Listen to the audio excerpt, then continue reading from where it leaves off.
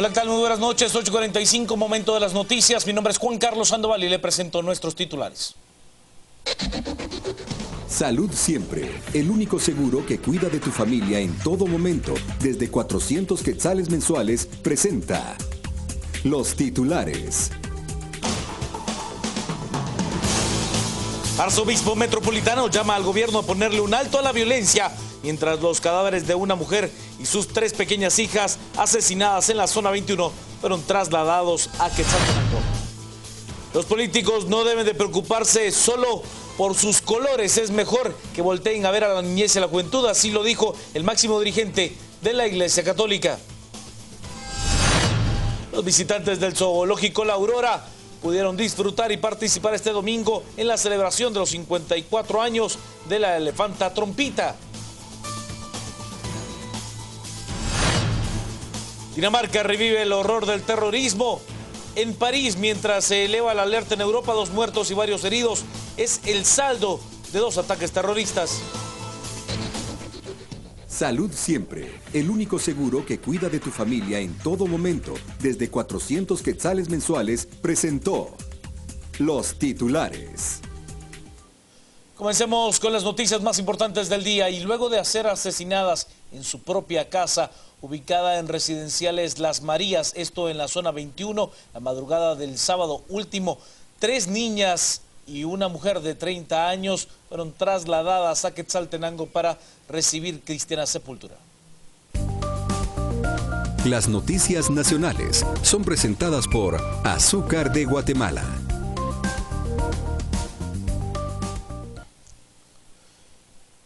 Ya le contaba que 3 niñas y su mamá de 30 años fueron trasladadas a Quetzaltenango este domingo, donde serán sepultadas. Previo al traslado de vecinos y familiares, hicieron una misa de cuerpo presente en dicha zona.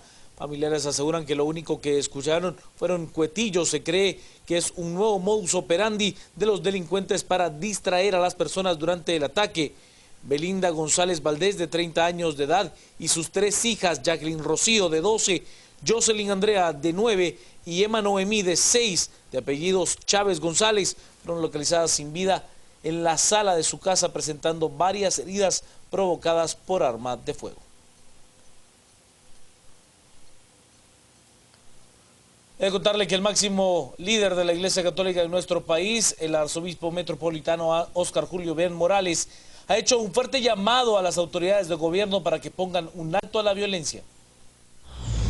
En la última semana, 6 niños y 2 mujeres fallecieron de forma violenta.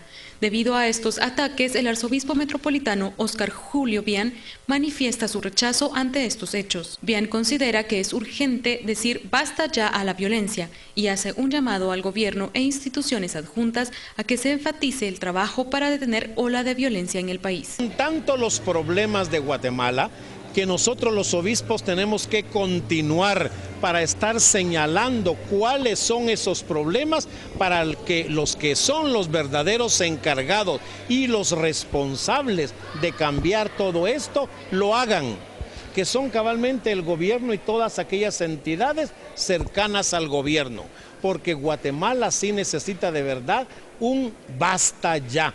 No podemos seguir así. No podemos estar matando a madres de familia juntamente con sus hijos. Eso es atroz y tiene que desaparecer en nuestra Guatemala. El arzobispo indicó que un factor que contribuye a la violencia es la descomposición familiar. En consecuencia, considera que es necesario inculcar el amor y valores en niños y jóvenes para terminar con la violencia. Necesitamos los valores de la familia.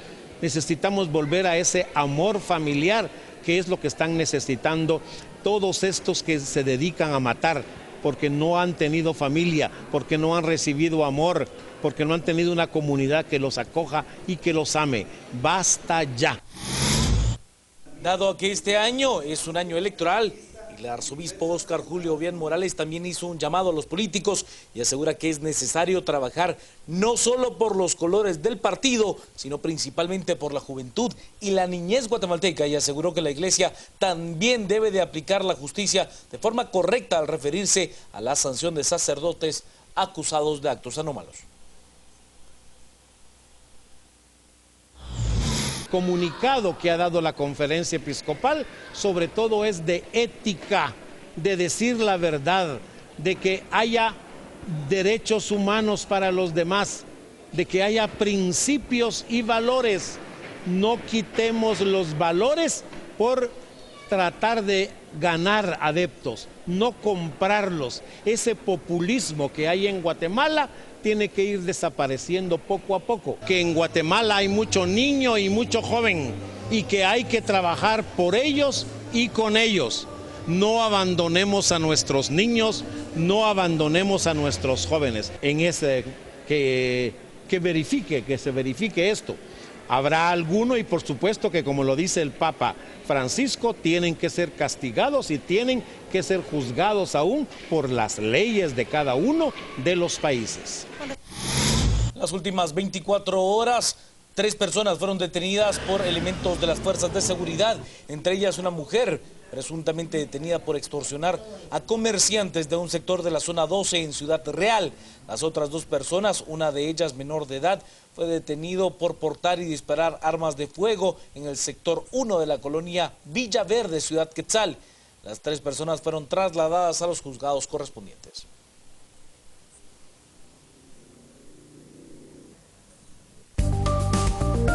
Las noticias nacionales fueron presentadas por Azúcar de Guatemala.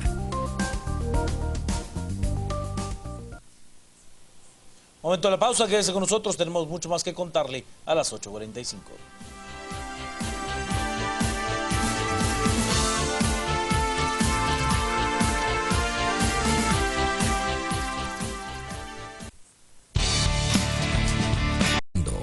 A las 8:45.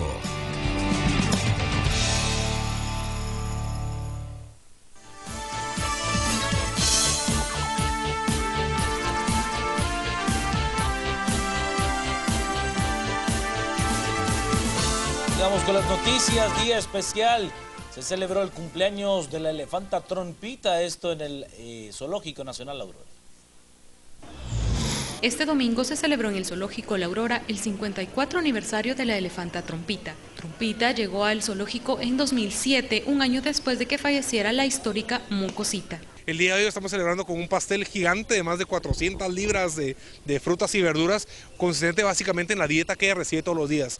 Papaya, sandía, banano, camote, pepino, zanahoria, lechuga, manías, concentrado, todo lo que el elefante come todos los días. Trompita es una elefanta asiática que fue donada al zoológico luego de pertenecer al circo de los hermanos López. Debido a un accidente se tomó la decisión de donarla al zoológico La Aurora y evitar el traslado a otro país.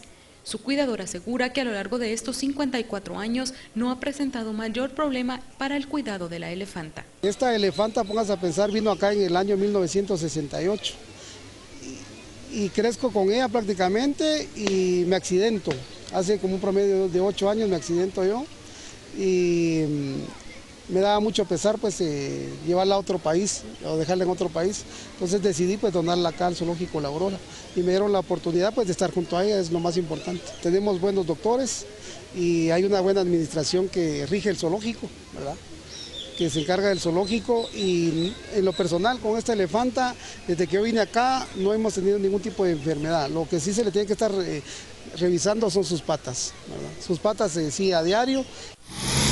En diciembre pasado se presentaron 3 cachorros de tigre de Bengala nacidos en el Zoológico Nacional La Aurora, los cuales se pretendían donar o cambiar por otras especies con otros zoológicos. Sin embargo, el coordinador técnico del Zoológico Nacional La Aurora ha dado a conocer que los tigres aún se encuentran en Guatemala por su edad y que todos están bien. Los tigres que nacieron son 3, 2 hembras y un macho, ya tienen casi 4 meses, 5 meses. Están en el Zoológico La Aurora todavía, estamos en negociaciones con otros zoológicos aquí en Guatemala para que se los puedan llevar, los van a ser donados, pero tenemos que esperar que construyan su recinto y esté todo en orden para que ellos puedan ser trasladados. Todavía están los 3 en el La Aurora. Y en busca de ayuda a las familias de pacientes de UNAERC, o sea, la unidad de nefrología, se ha organizado una carrera. Cada día, alrededor de 10 pacientes nuevos son recibidos en la Unidad Nacional de Enfermos Renales, muchos de ellos de pobreza y pobreza extrema. Pese a que en una ERC parte de su tratamiento es gratuito, las familias deben transportarse de lugares lejanos y muchas veces hospedarse en la ciudad capital, lo que representa un gasto mayor para cada uno de los pacientes. Debido a esta situación, la Asociación Guatemalteca de Nefrología ha decidido realizar una carrera para recaudar fondos y ayudar a estas familias con gastos de alimentación, hospedaje, transporte y entre otros. La intención de la Asociación Guatemalteca de Nefrología es apoyar a la Unidad Nacional de Enfermos Renales a través de esta primera gran carrera Corre por la Salud del Enfermo Renal. La idea básicamente surge por ver las necesidades de los pacientes que acuden a esta institución, los cuales muchos de ellos vienen del interior de la República y son gente de pobreza y de extrema pobreza. Entonces, realmente la idea es crear un fondo que pueda permitir colaborar con ellos en lo que es hospedaje, en lo que es en algunas ocasiones alimentación cuando vienen a sus tratamientos, en compra de algunos medicamentos. El entrevistado aseguró que parte de la colaboración también ayudará a cubrir ciertos exámenes que no son cubiertos por una ERC. Y sobre todo poder realizar algunos estudios que se hacen fuera de la institución y que son pagados, ¿verdad? Como ecocardiogramas, ultrasonidos, radiografías, cuestiones que muchas veces son extras para la carga que ellos ya tienen solo por el hecho de venir hasta acá. La carrera está programada para el domingo 12 de abril en la calle de los Museos, zona 13, y pues a partir de las 8 de la mañana. Sí, la carrera es de participación libre, ¿verdad? Solamente tenemos dos categorías, o sea, masculino y femenino nada más, pero es libre. Pues básicamente porque la idea es colaborar. Y las inscripciones, aquí tengo yo el dato, están a la venta a partir del 20 de febrero en las agencias de tiendas GNC. Y también el día de aquí en la 9ª Avenida 340 de la zona 1.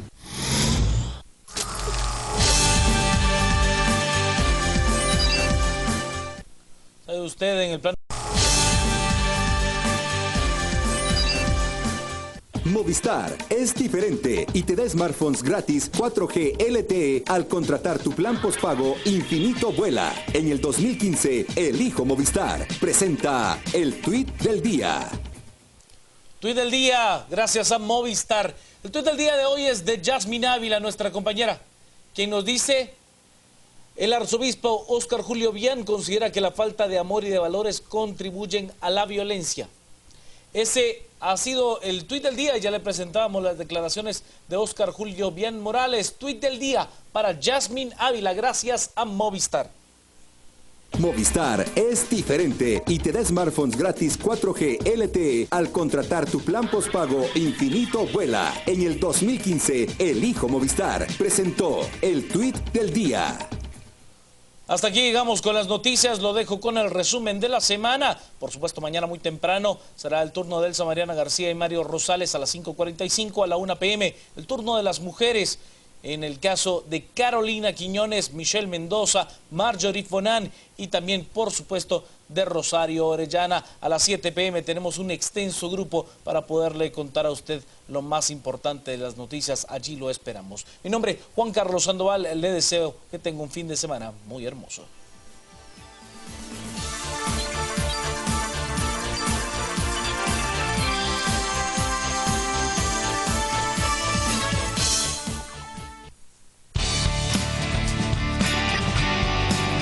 Estamos presentando a las 8:45.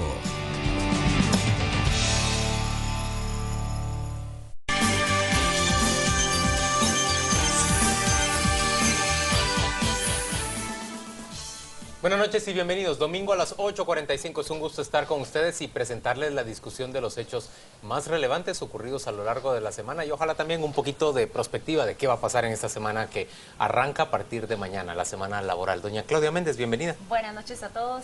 Paola Hurtado. Hola, buenas bienvenida. noches. Buenas noches. Pedro Trujillo. ¿Qué tal? Contento. No vamos a contar nada de ayer, ¿eh?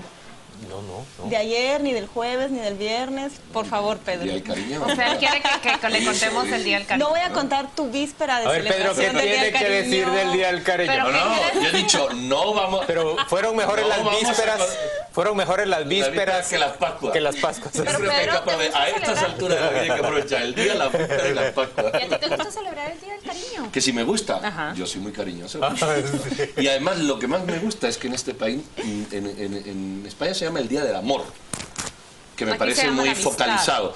Aquí se llama el Día del Cariño y la Amistad y me parece mucho más bonito, más amplio. ¿Más comercial? Bueno, también, pero por ejemplo puedes felicitar a amigos del mismo sexo. No sé, en España no se te ocurre porque es el Día del Amor, salvo que tengas algún amigo más preferencia íntimo para especial. eso. Sí. Pero creo que es bonito porque es más amplio. Me quedo con el Día del Cariño y de la Amistad. Del cariño. Feliz Día del Cariño, otro sape. Muy bien. ¿Y eso? Con el tema de la ¿Le semana. vas a desear feliz día del cariño a la audiencia? ¿O qué? Les voy a desear Aunque cariño sea con antes un día de retraso. aunque sea con un tema como este que vamos a tratar. De los temas relevantes de la semana vimos un repunte en los ataques a usuarios y a pilotos de buses urbanos. En este año, en 2015, se cuentan ya 45 pilotos o empleados del transporte urbano capitalino asesinados.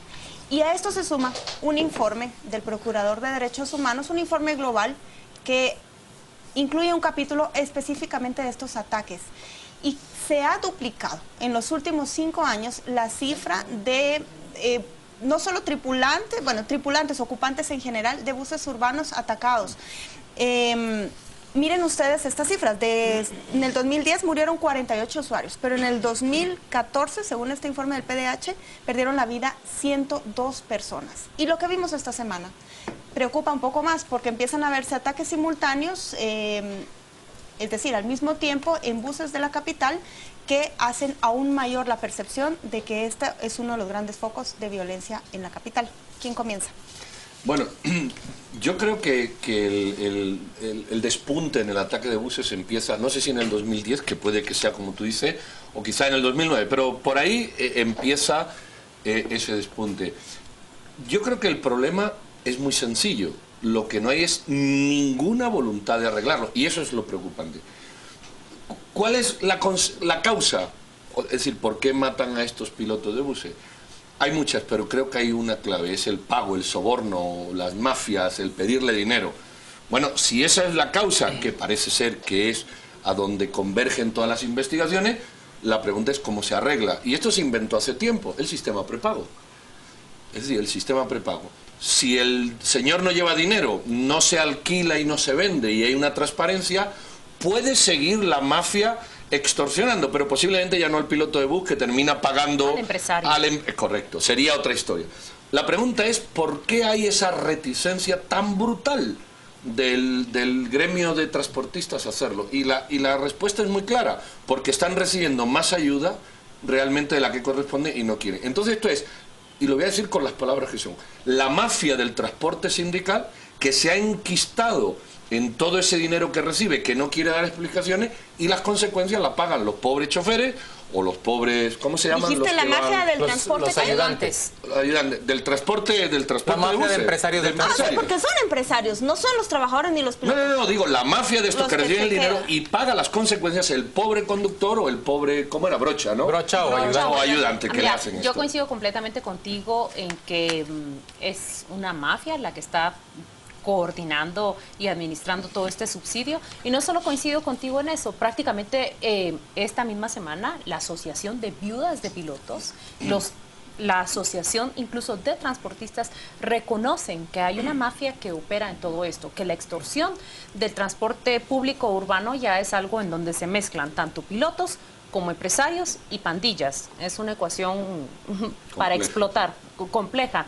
Creo que tú dijiste el problema es sencillo, pero yo creo que el problema es más complejo de lo que se cree. No empieza en el 2010 el repunte de asesinatos de pilotos. Ustedes recordarán que hubo una campaña, un año electoral en donde un partido le echó la culpa al otro de ese repunte de violencia contra pilotos del transporte colectivo. Han pasado por lo menos 3 gobiernos y ni uno de ellos ha emprendido acciones. Pero bueno, acá debo hacer una excepción. ¿Recuerdan ustedes que el gobierno de la UNE implanta un programa piloto en Misco que termina con serias acusaciones de que lo que prácticamente llegaron a instalar fueron escuadrones de la muerte para solucionar esos problemas? ¿Recuerdan que fue durante el gobierno de Álvaro Colón que se da esta acusación, incluso una denuncia seria de Francisco Cuevas en la CICIG, donde acusa literalmente a un viceministro, a una viceministra, Blanco Lapola, de haber implementado esta vía expedita para solucionar ese problema. Entonces, no es sencillo, es complejo, pero lo que no vemos es una voluntad para solucionarlo. Acá en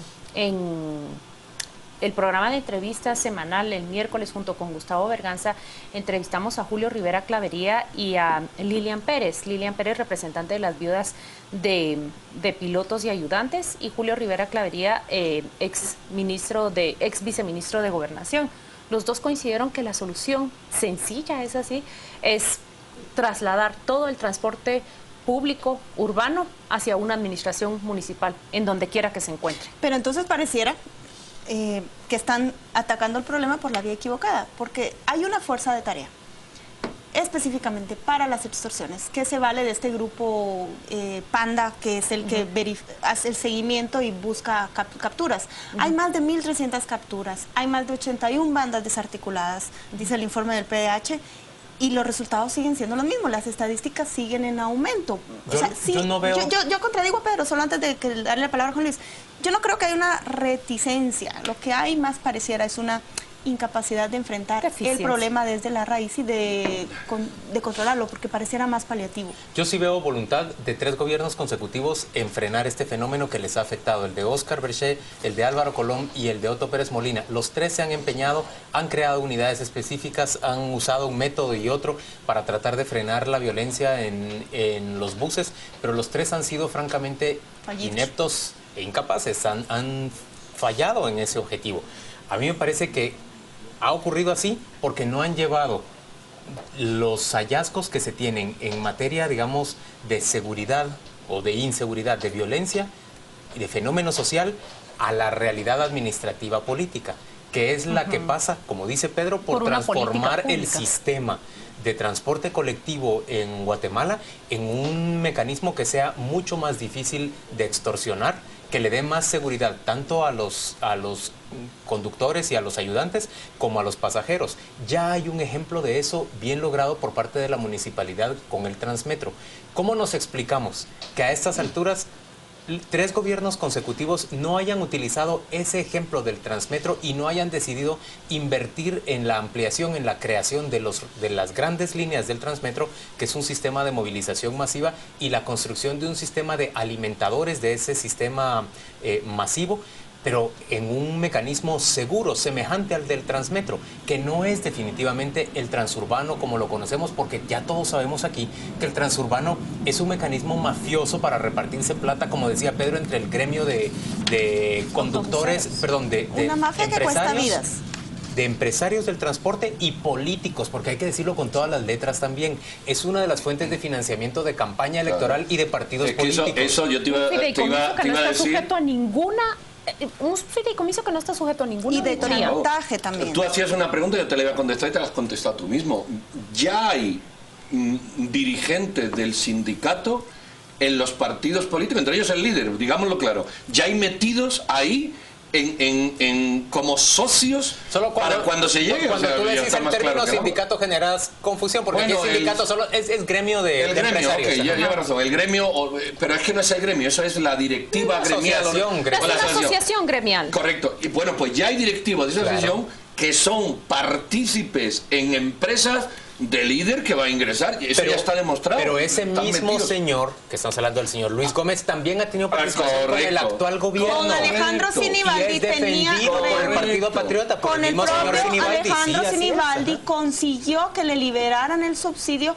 No se lo liberaran, eso fue el año pasado. Antes había conseguido que se lo prorrogaran un año más sin ninguna fiscalización. Y el ministro nunca aceptó a reunirse con el otro grupo que está incluido en el subsidio, pero no está gozando del beneficio. Y que de hecho es la decisión que hay en esa presupuesto de este año. Son los dos, miren, tiene abierto para poder el ministro Sinibaldi y no es un problema exclusivo que le cae. Y a la UNE no la dejes afuera, porque la UNE creó este tuerto. Ese muerto lo creó con los buses aquellos que estamos pagando. Crearon un monstruo durante la administración de Álvaro Colón, cuando se crea el transurbano y estas asociaciones que en realidad son la mafia del transporte urbano, que acaparan el subsidio. Solo quería otro punto. Ahorita estamos viendo pilotos. Yo recuerdo hace como 7 años que ya se empezaba a ver, paralelo al crimen de pilotos y brochas y usuarios, está la de los tenderos.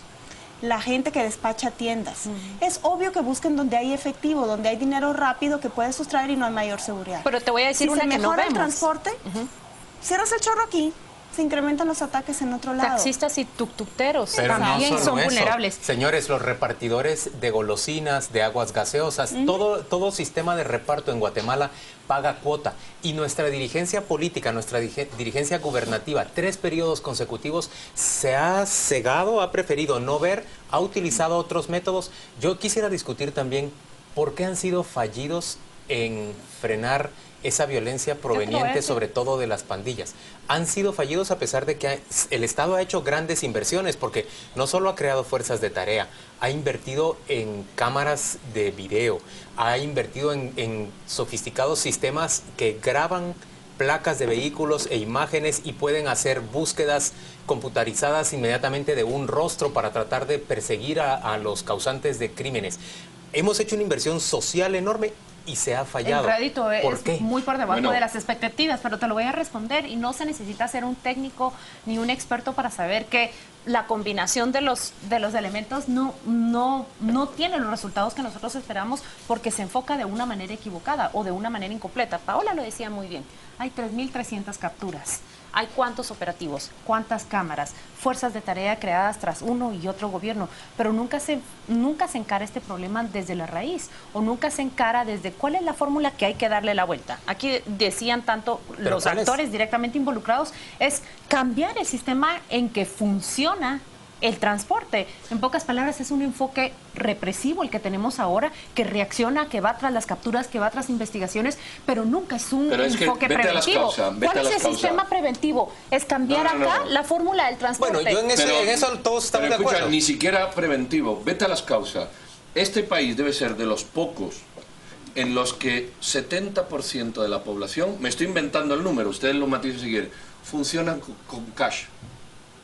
70% es cash. Tú te vas a los bancos, unas colas endiabladas para cobrar el 200 pago de planilla, pesos. falta te de vayas los donde bancos. te vayas. ¿Cómo se cambia la matriz? ¿Por qué se va a lo fácil? Porque lo fácil está ahí. Suprime lo fácil. ¿Por qué las empresas no ingresan en los bancos? ¿Por qué todas estas cuestiones de cash no se pagan con transferencia? ¿Y sabes por qué no ocurre eso? Porque eso transparenta la economía. Y hay 65 o 70% de economía sumergida. Por eso es economía informal. Entonces, te manejas en la economía informal y la economía informal tiene sus ventajas, no pagas impuestos, y tiene su riesgo. Y es que tienes que llevar un maletín de 50.000 pesos para pagar una planilla y lo saben. En el mundo civilizado uno se mete, le da al enter, el banco reparte, ingresa en tu cuenta y ya está. Puedes decir es que la gente, lo que tú quieras. Pero la gente sí entiende, porque la población en el interior, cuando compran 10 pesos de una tarjetita, sí raspan y lo meten, es decir, sí saben manejar esa cuestión. Yo creo que eso es parte de la causa. Pero ¿saben por qué pasan 3 administraciones de gobierno y no logran? Porque ya la del PP prácticamente pasó. Exacto, porque las víctimas, porque las víctimas son de un segmento social que no pesa lo suficiente para que a la dirigencia le importe darle respuesta. Yo lo veo de otra manera. Sí les importa, por supuesto, que los empresarios de las cervecerías, del agua potable, del agua embotellada, los empresarios de las grandes firmas que hacen reparto, que ellos sufran problemas, ahí sí hay una reacción bastante más rápida de parte de las autoridades. Pero ¿por qué no le importa mayor cosa? Y nos hemos acostumbrado a verlo como parte del paisaje, porque en Guatemala hay un gran, desprecio en términos sociales. Yo sí lo veo. Es decir, yo no creo que el gobierno diga, bueno, como no lo quiero creer. Diga, bueno, como esta gente no me importa y esto sí, no. Yo creo que el gobierno no le entra al problema en Guatemala, porque es parte del problema. El que tiene padrino se bautiza. Eso es cierto, pero yo creo que en este caso el gobierno es parte del problema. Es decir, de los 400, de los 500, los 100, no sabe, millones que van, en este caso ahí, igual que van los fertilizantes, una parte se lo queda. Cuando aquel autobús famoso de la curva del Chilero era de un diputado del PP, ¿y qué pasó? Lo protegieron. Correcto. Pero ¿no les parece a usted Pero que no el es por problema desprecio, yo creo que es porque son unos mangantes los políticos que hay. Yo no quiero creer que sea... Doña Paula. Yo creo que el problema al final no es el ataque a pilotos, o a taxistas o a tenderos. esa es la modalidad, el formato, la consecuencia de un problema mucho más profundo que cualquier Estado, y no solo los últimos 3, han sido incapaces de resolver, que son causas mucho más profundas, estructurales. Pero es la modalidad que encuentran para agenciarse dinero rápido y en efectivo. Se elimina eso, encuentran otra manera. Siempre la van a encontrar, si los problemas que genera la violencia persisten. Vamos a la pausa comercial, volvemos dentro de muy poco.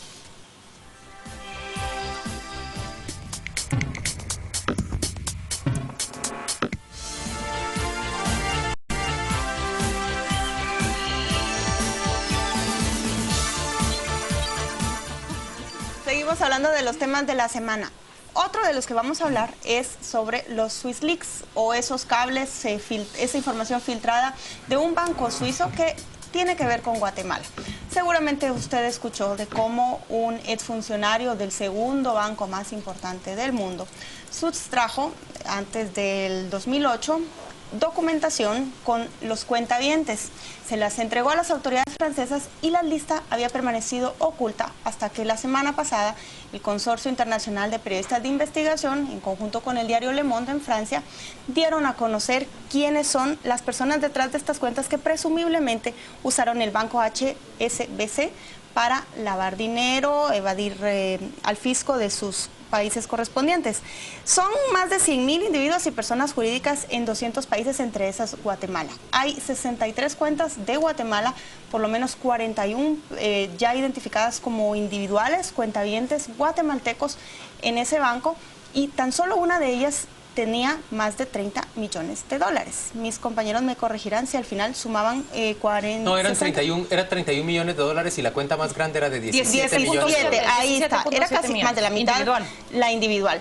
No se sabe hasta hoy quiénes son esas personas, pero la noticia ha sacado muchos nombres de políticos famosos, empresarios que han empezado a justificarse o a decir que no fueron abiertas con su consentimiento, y es un caso definitivamente de gran envergadura sobre algo que siempre permanece oculto. ¿Dónde está el dinero del mundo?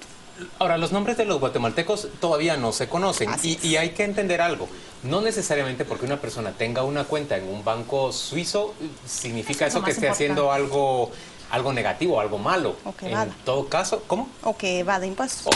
Bueno, ese es un punto fundamental que tendrán que establecer las autoridades tributarias guatemaltecas. Las cuentas que aparezcan allá tendrá que establecerse si ese dinero ha sido declarado en Guatemala y ha pagado sus impuestos en Guatemala. Pero más allá de eso, yo pienso que incluso la forma en que ha dado la noticia Le Monde y el grupo de medios ha tenido que admitir que muchas de las personas que tenían depositados, los más prominentes, futbolistas, cantantes, reyes, miembros de la farándula mundial, digamos, no han cometido ilícito manteniendo ese dinero en el Banco de Suiza. Yo creo que hay una fruición, eso es lo que estamos notando con los Wikileaks, con la información proveída por Snowden. Y ahora con estos Swiss Leaks, hay una gran fruición, hay una gran demanda de parte del planeta por conocer datos que se mantienen ocultos. Pero muchas veces ese ocultamiento no responde a todo lo negativo que uno imagina. Pero recuerdan ustedes que una de las reflexiones con ocasión de los Wikileaks era eso, justamente que en la era posmoderna nos acercamos a vidas, culturas, sistemas mucho más abiertos, o que al menos demandan mucho más transparencia. Hay ahora filosóficamente, y es complejo para mí de explicarlo, un cambio radical entre lo que antes fue privado y lo que ahora es público. Lo que antes se consideraba que debía guardarse, digamos, en 4 paredes o en secretos, a lo que ahora debe hacerse público completamente y que el público tenga derecho a saber. Es interesante acá y me llama mucho la atención. Pero una pregunta, yo tengo derecho a saber, por ejemplo, si un empresario guatemalteco ha acumulado 17 millones de dólares de manera lícita, yo tengo derecho a saber que él los tiene colocados en una cuenta de Suiza. Yo como periodista tengo él tiene derecho de colocarlo en donde se le dé la gana. Y derecho tiene todo el mundo. Yo tengo toda claro vez por supuesto que haya cumplido con sus obligaciones respecto al país. Yo tengo derecho a qué tenemos derecho a saber. Es el interés público. Porque si lo que descubres es que tus autoridades dicen no se revelan esos nombres, pero acá vamos a revisar si ese dinero ha sido declarado, si no es un mecanismo para evadir impuestos. Entonces, eso sí debe hacerse público. Hay que resguardar todavía lo que debe quedarse guardado dentro de una pared que el público no debe saber. ¿Vieron las declaraciones de Diego Forlán? El futbolista uruguayo.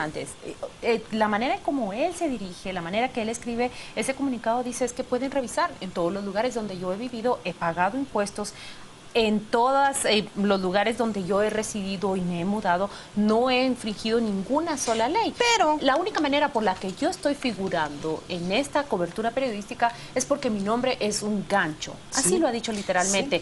Llamo la atención, pero las autoridades están conscientes y pueden investigar lo que es así. Por cierto, señor Forlán, lo que tiene en Suiza declarado en este banco al menos es 1.6 millones de dólares. Bueno, dejarme opinar de eso. Sí. Yo creo que la transparencia, a pesar del mundo en el que vivimos de la tecnología, no es el destape, y ustedes lo han dicho. Es decir, este derecho a la información tiene un límite. Primero, que el derecho lo reclama uno y lo ejerce uno, no alguien se lo da.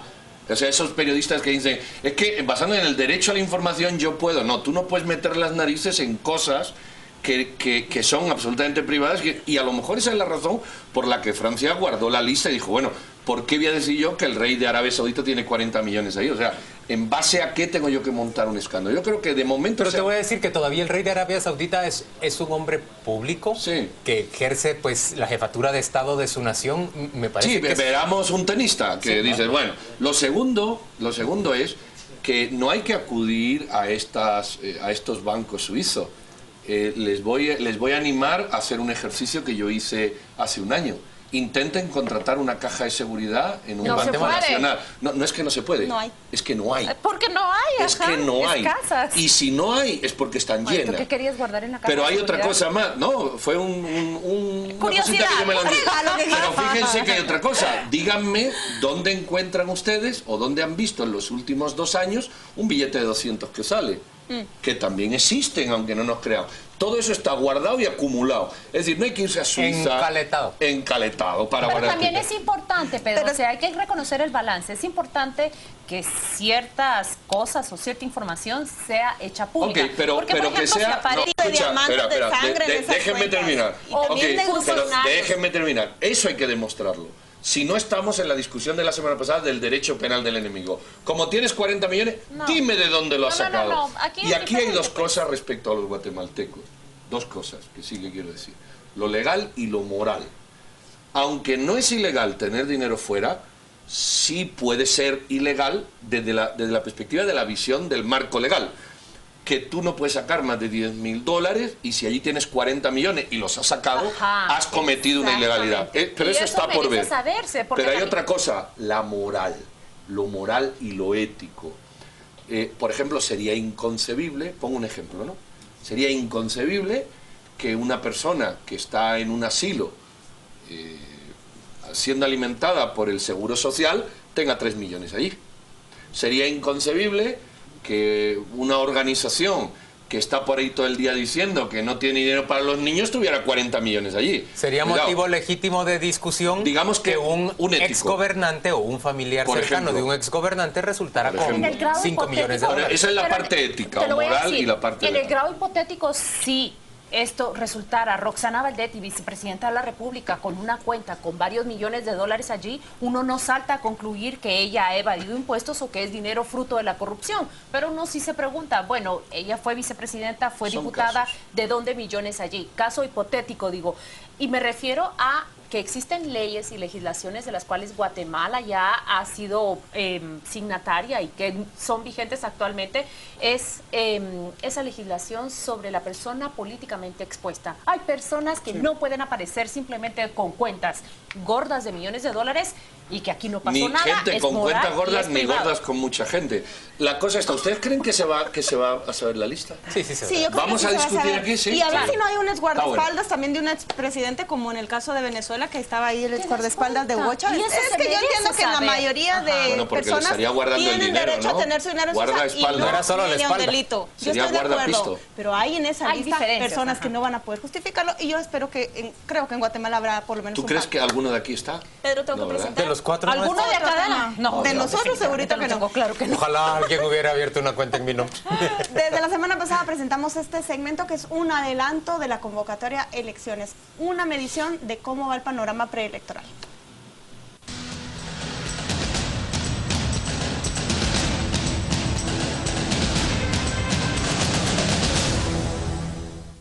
Le quitaron la Secretaría General del Partido Patriota a Alejandro Sinibaldi. No hay otra palabra para definirlo, él dijo que la cedió porque va a estar de gira, pero en realidad le despojaron de la posibilidad de ser la cabeza del partido oficial al exministro de Comunicaciones, un pulso que se venía viendo desde tiempo atrás entre él y la vicepresidenta Roxana Valdetti. El secretario general de un partido tiene la decisión de nombrar los puestos y esa facultad no se la quiso dar la vicepresidenta a Sinibaldi. ¿Qué pasó?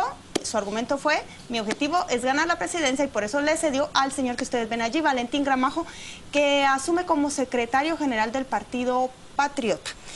Y también se mueve el puesto para Mauricio López Bonilla, que asume como el secretario general adjunto del PP. El exministro de Gobernación, que mantiene su puesto y por lo tanto se presume no va a competir por ningún puesto o va a inscribirse en mayo.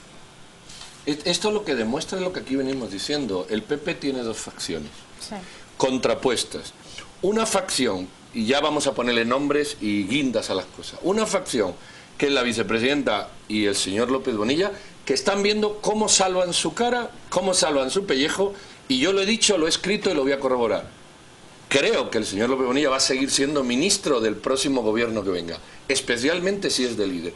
Y con eso lo único que están haciendo es bombardeando, boicoteando, hundiendo literalmente el candidato oficial, guste o no, que es el señor Sinibaldi. Entonces el partido oficial está aliándose al líder, salvando la cara de algunos personajes, entre ellos la vicepresidenta y el señor ministro de Gobernación, y hundiendo literalmente al candidato. Yo eso lo he dicho aquí de otra manera y ahora más contundente. Y eso es lo que estamos viendo. Pero ¿pensás que eso ocurre con la colaboración del propio Sinibaldi?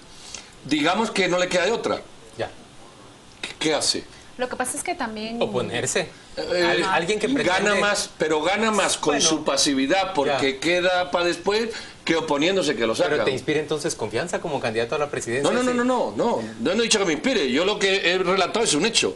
No, yo lo que veo... ¿A ti te inspira confianza él como candidato a la presidencia con este tipo de acciones? Es que yo no veo ese marco, marco que está diciendo Pedro. ¿Cómo lo ves tú? Yo lo que veo aquí es una contienda entre dos corrientes y quien tiene más poder es Roxana Valdetti. Sinibaldi, que va a ser candidato del Partido Patriota, ha debido resignar, más bien ha tenido que atarse de manos y no luchar por la Secretaría General. Pero y entiendo se la que ha Valentín cedido... Gramajo será secretario general solo por un tiempo, porque les tocan las nuevas asambleas, ¿no? Bueno, eso tú lo sabrás, pero yo entiendo que él va a ser corroborado, que él va a ser confirmado en la Asamblea General y él va a ser el secretario durante las elecciones. Y yo veo a Valentín Gramajo como un candidato de transacción entre Valdetti y Sinibaldi.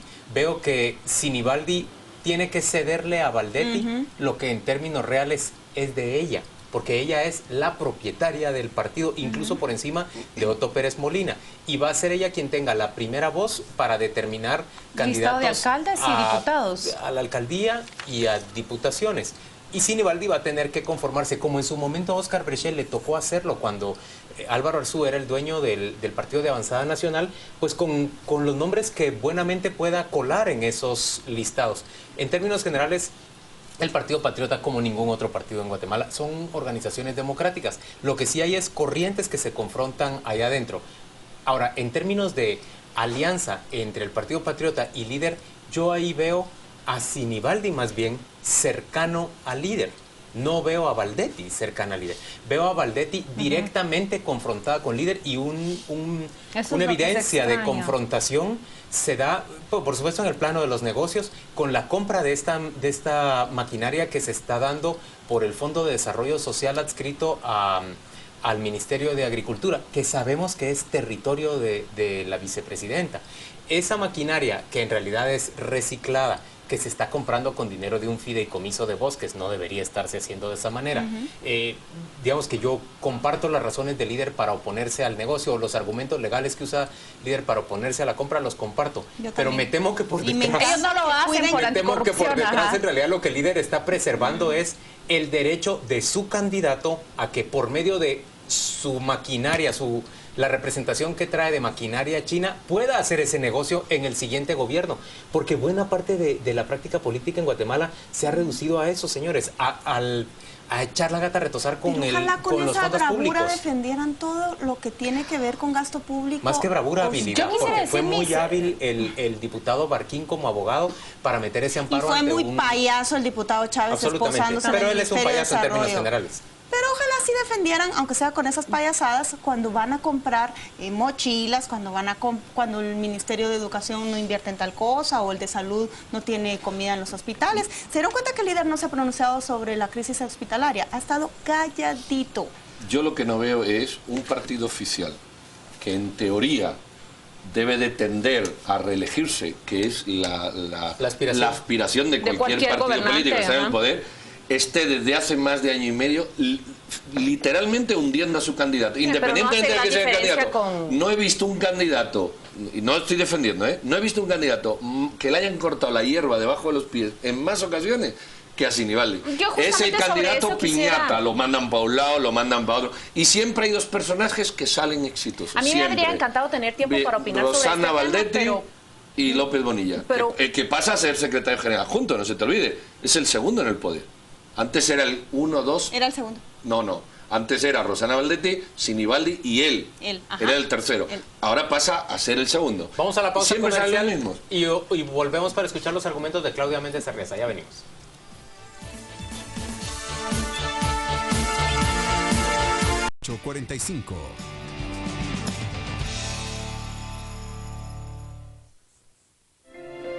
Donde otros vieron oscuridad, nosotros vimos la luz. Donde el cuidado habita y los milagros ocurren. Avanzamos por ti y seguimos aquí.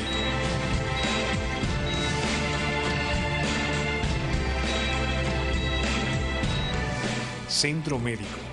Pasión por la vida. Lea esta semana en Contrapoder. 14 de febrero. Especial de sexo y amor. De todo para una boda. Narcotráfico, amor y cárcel. Historias de infieles. Descubra a los viejos zorros. Motoristas singulares en la caravana hacia Esquipulas. Negocios del corazón. Las ventas para el día de San Valentín. Esta semana en Contrapoder. Enfoque, criterio, análisis. Búsquela en tiendas de prestigio o suscríbase al 2222-8722. Descargue la versión electrónica en Google Play o en el App Store.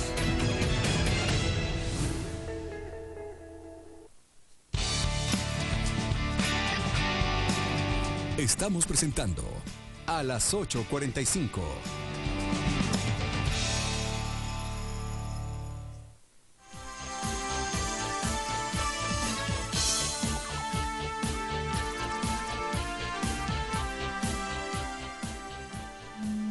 Antes de irnos a la pausa comercial, conversábamos sobre cómo se definen los rumbos del Partido Patriota y cómo Alejandro Sinibaldi, quien era supuesto a conservar el puesto de secretario general en el Partido Patriota, ha renunciado a él y en su lugar ha asumido Valentín Gramajo. Mis comentarios serán muy breves y lo que quería decir es que a Alejandro Sinibaldi no se le puede interpretar únicamente como un precandidato que no tiene todo el poder en el Partido Patriota. No hay que olvidar que se ha convertido en un operador de negociaciones clave como el nombramiento de Corte Suprema de Justicia, Corte de Apelaciones, Contraloría General de Cuentas y una serie de decisiones más que ha tomado el Congreso y prácticamente el gobierno en asociación con líder. Entonces es un candidato que por un lado se puede percibir como alguien que pierde terreno dentro de su propio partido, pero por el otro lado se convierte en el enlace y en la pieza clave que el gobierno presente utiliza o se sirve del gobierno para negociar con un posible futuro gobierno, el de Manuel Valdizón. Era únicamente lo que quería comentar sobre él. Y yo me quería referir rápidamente a Valentín Gramajo porque no nos enfocamos mucho en él. Fue jefe de bancada en el primer año de legislatura del Partido Patriota, un jefe de bancada bastante opaco. Más bien era el que tenía la misión de articular los frentes dentro del partido oficial en el Congreso de la República, alguien que responde directamente a la vicepresidenta de la República y que seguramente le vamos a ver fungir ese mismo rol ahora en la Secretaría del partido, alguien que no destaca, que no figura como un secretario general en cualquier organización política, sino que sirve como bisagra para conciliar dos grupos que podrían incluso volverse rivales en algún momento. Yo lo veo a él más cercano a Alejandro Sinibaldi que a Roxana Valdetti. Yo ya no. De hecho yo lo veo así y lo veo como un hombre que tiene toda la confianza del presidente Pérez Molina.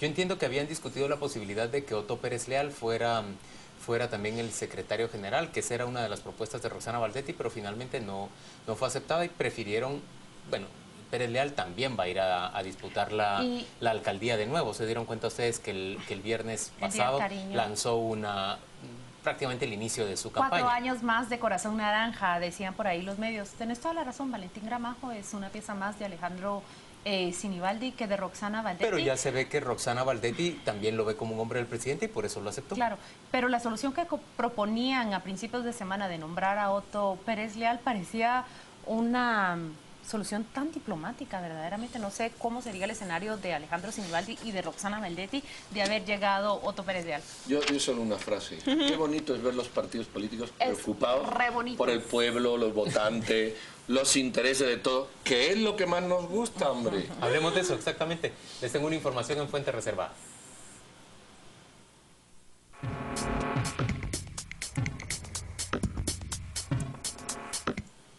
Poco reservada, tengo que decir. Quien se encuentra en sus pantallas es la alcaldesa, a mí me cae mal ese término, yo prefiero decirle alcalde, del municipio de Mazagua, en Escuintla. Ella es Blanca Odilia Alfaro. Por cierto, una mujer que ha tenido una larguísima trayectoria por la administración pública. Es alcalde en este momento y va a buscar la reelección por el partido líder. Eso ha enfurecido al Partido Patriota y al gobierno de la República, que de inmediato ha decidido cerrar un comedor seguro en el municipio de Mazagua. O sea, que ya no es tan seguro. Ya no es tan seguro.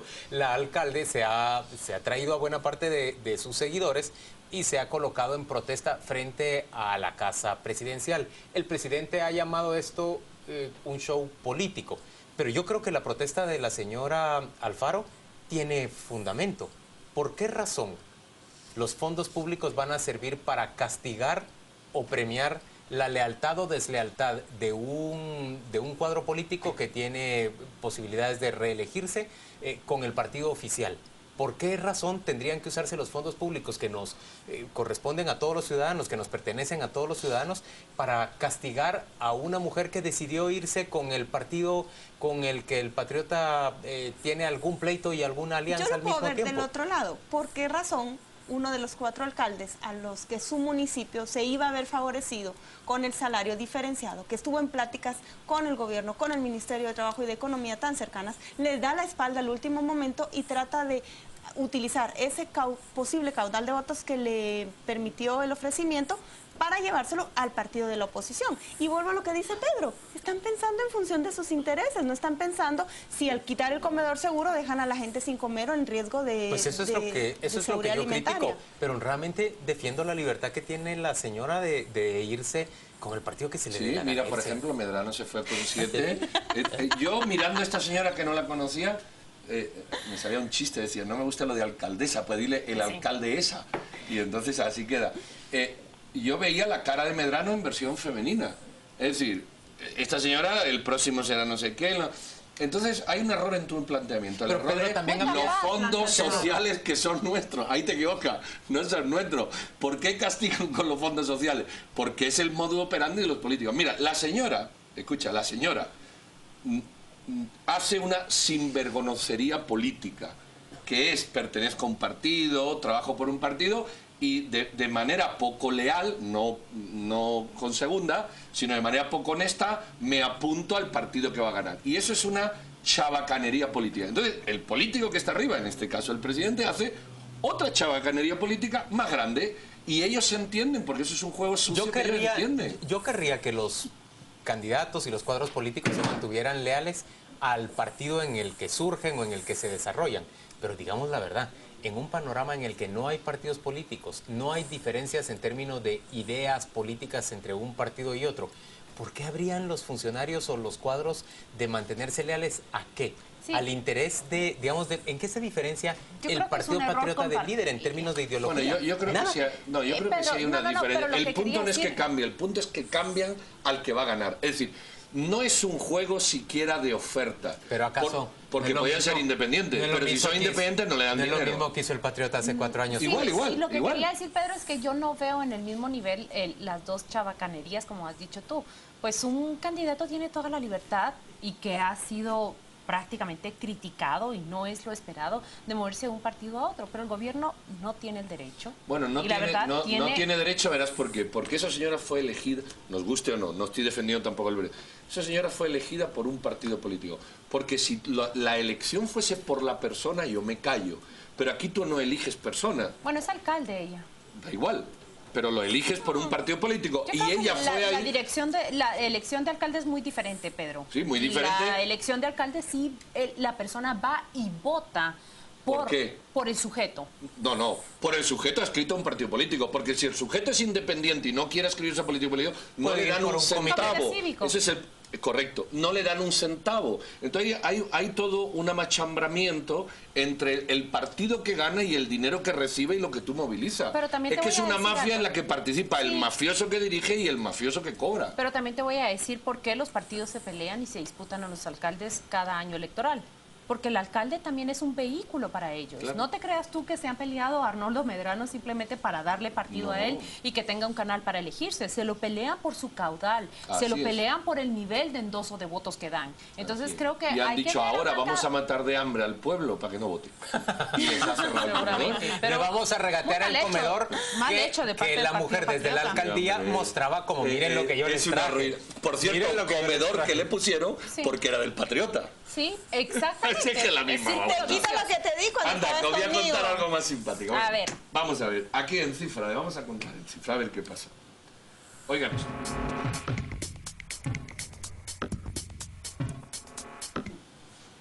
Dice la noticia. 306 millones de quetzales la cifra que la SAT proyecta recaudar en negocios como autohoteles y hospedaje. Al mismo tiempo, oigan esto, exhorta a las personas que hacen uso de esos negocios para que exijan su factura. Aquí por lo menos hay... Para que si les da tiempo, exijan su factura. Aquí hay como 3 chistes. El primero es, ¿cómo sabe la SAT? 306 millones. Es decir, podría decir alrededor de 300, no, 306. Como si ahí contaran uno las visitas que tienen al negocio. Eso es curioso, ¿eh? Punto número 2. Usted tiene que pedir la factura. Y entonces... Cuando usted llegue, después se documenta y dice, a ver, ¿quién fue el del que gritaba por ahí? Pues mire, Minice... ¡Ay, no, qué barbaridad! Hombre, porque ahí hay música, y fiesta, y baile, entonces Pedro, no tiene derecho. Pedro, ¿qué te parece? ¿Y harán cálculos también con los puticlubs? ¿Harán cálculos de cuánto se de la misma manera serán 217.437. Y también a que se pida la factura. Lo malo es que tú estás ñaca allí y de pronto hay un timbre y digas, somos de la SAT, venimos de la SAT. Pues chica, y te cortan y te devuelven el dinero. ¿Tú crees que te devuelven el dinero? Yo también escuché en Fuente Reservada que hay 32.3 millones que quieren recaudar en ventas de artículos exóticos. Debe de haber un vicioso en la SAT que tiene controlado todo esto y ha hecho sus proyecciones. Y exhortan a que pidas da mucha risa esto, la verdad es que parece cómico, pero en el fondo hay un gran problema acá. Yo lo que vi esta semana son 2 intereses de la SAT en aumentar su recaudación. Vieron que cerró con mejores cifras que el año pasado. Enero fue un buen mes en la medida o en la dimensión que se puede llamar buen mes para el déficit fiscal. Pero con esta nueva administración vemos esto, la exhortación para pedir tu factura en los moteles y también quieren fiscalizar la venta de tarjetas prepago en celulares. Sí. Esa cadena de distribución desde la telefónica hasta la tienda.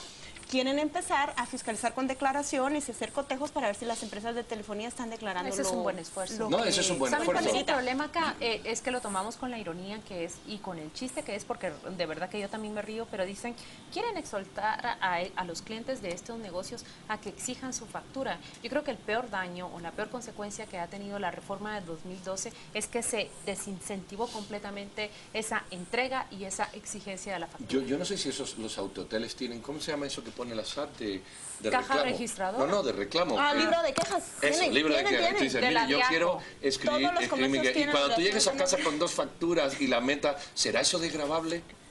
Se da el grabable. Mire, esta semana, yo creo que sí, si tú tienes 10 facturas Y en una de semana ahí tienes que desgravar porque te corresponde desgravar. Claro, pero... Alguien que tiene 10 facturas a la semana. Hola, Hurtado, preséntenos a usted la revista de esta semana.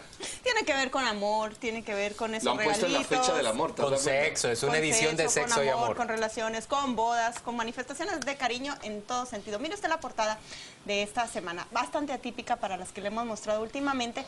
Tiene que ver con un especial que le hemos preparado en la revista Contrapoder, que su tema central es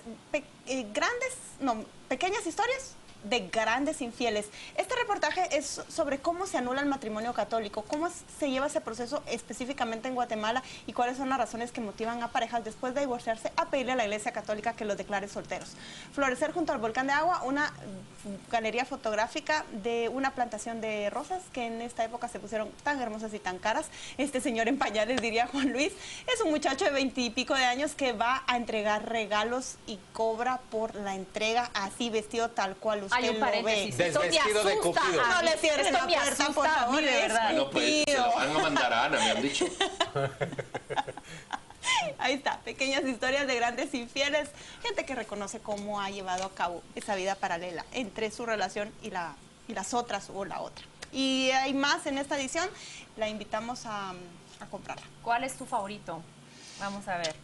Si tuviéramos que hacer una galería de lo favorito, lo que los editores provocan para la lectura. A mí me gusta la historia de ese amor tras las rejas. Yo sé que esto es decirlo con un lugar común, pero esa mujer, hija de un narcotraficante extraditado a Estados Unidos, que se casa con Jairo Orellana cuando él ya se encontraba preso en Guatemala por narcotráfico también. Me parece que pensé que iba a decir por el dinero que tenía en el banco. Ahí hay una gran historia de amor, mira, aunque luego sugieren que fue por interés. Pero hay muchas películas bonitas de historia de amor. A mí la historia de amor que más me gusta es la historia del amor platónico. Creo que es el amor más perfecto, el platónico. El que nunca se lleva a cabo. Digamos que tiene su espacio. Hay una película que es El Capitán a la Triste, donde él está enamorado de siempre, pero él haciendo la guerra y ella siendo amante del rey de España, evidentemente las relaciones no.